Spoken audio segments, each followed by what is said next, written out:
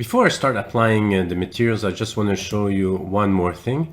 When I rotate, obviously I closed off by creating a rectangle and using the Subd tools to create this cushion to block off or hide the gap here. So I managed to follow the shape. It's very easy. I just move vertices around using the Subd tools and adding a few insert edges here and there to make the corners a bit sharper. But I basically start with a rectangle of 4 by 4 in the X and Y direction and Z direction as well, I believe. And I did a reflect and then start moving the vertices around, and there you go.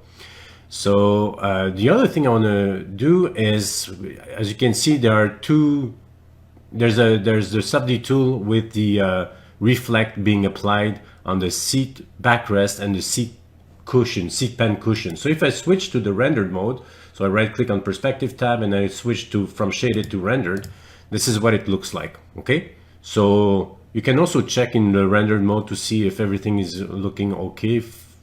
And then what you can do now is I'm going to get rid of the reflection from now on. Let's say that I'm happy with what I've done and I'm ready to start rendering. So I'm going to select, for example, the headrest cushion, and on the reflect tool, if I right click on the icon reflect, I'm just going to get rid of the reflected part. So it's going to be a one unified Subd model basically. So I take my backrest, and I'm just going to right click on the reflect tool once again, and I'm removing the symmetry item.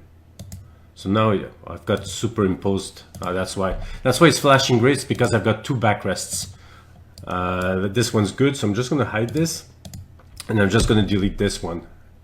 So now I can click on hide. So there you have it. So the reflect is removed, and again I see it's like my seat pan cushion.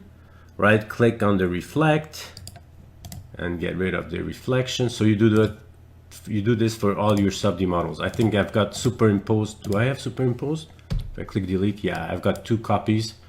I don't remember why exactly, but anyways.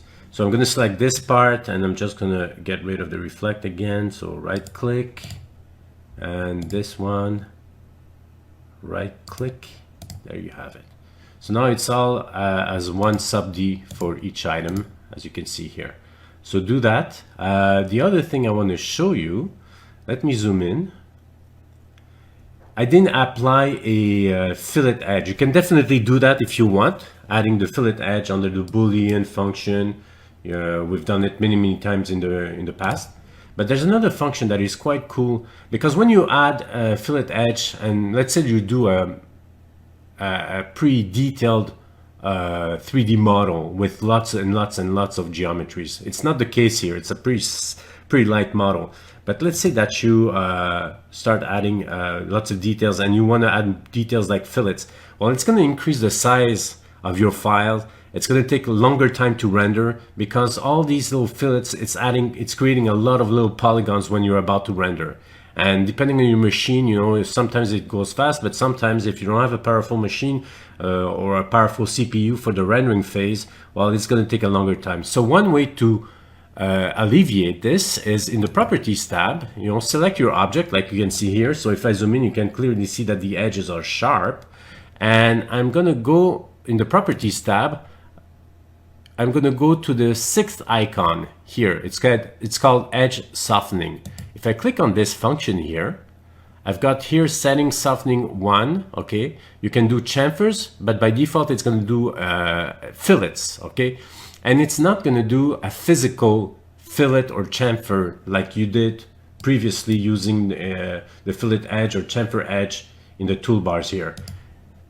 It's going to create the illusion that it's filleted or chamfered. So just click on the edge softening icon and click on on. All right. So right now you don't see anything happening because the softening is set at 1, which is way too big. So if I type 0.05, for example, you can see something happening. I'm going to zoom in so that you can see what's going on. So what you see in black, that's basically the original model. Okay, and when you apply the edge softening, you can see that it's rounding off the corners. It's creating a sort of fillet, but it's not like, I want to emphasize on the fact that it's not really doing the fillet, it's just visually.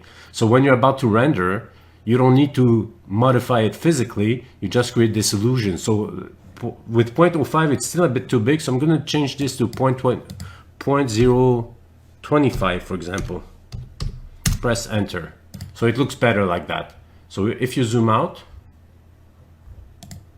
there you have it. Okay, so you won't see this black cage, it's just to show you the original shape. When you're going to render, you're going to see the edge being softened, as you can see here. All right, so that's one way of creating the illusion of filleted objects, and it's going to capture the highlights and all that. So the edge soften function works obviously with the Rhino render. It also works with V-Ray. So V-Ray will recognize the edge softening function, and that's awesome because when you want to render something big, like in my case I do aircraft interiors and I need to add a lot of fillets, well, I don't want to increase the size of my files, so I just use this function from time to time, and there you go. If I want to do a chamfer, I can click on chamfer and you can see what it looks like when it's chamfered. All right, so I'll let you play with that if you want. It's up to you, or if you want you can do the physical fillet as well. All right, but I wanted to show you the function edge softening. It's a great little function, I find. All right, so we're going to carry on with the other part. So this leg, for example, I've already shown you this function, so you can easily convert this into a NURBS tool. Okay, so I'm going to switch back to the shaded mode. I'm going to select this leg, and for example, I can go and convert this into a NURBS object. So I'm just going to click on that. And to NURBS object, delete input object, I'm going to say yes to remove the original Subd model, and I'm just going to right click on it, and there's my NURBS model. I need to do the same for this leg. So again, convert NURBS to object, right click, and there you have it. And the reason why I did this, it's because if I go in the left view and I switch on my background image, I just want to add my little tubes that support the seat pan basically. So I'm missing a little item here. So I'm going to click on the circle tool. I'm going to say approximately, the center is approximately there. Just going to drag it, and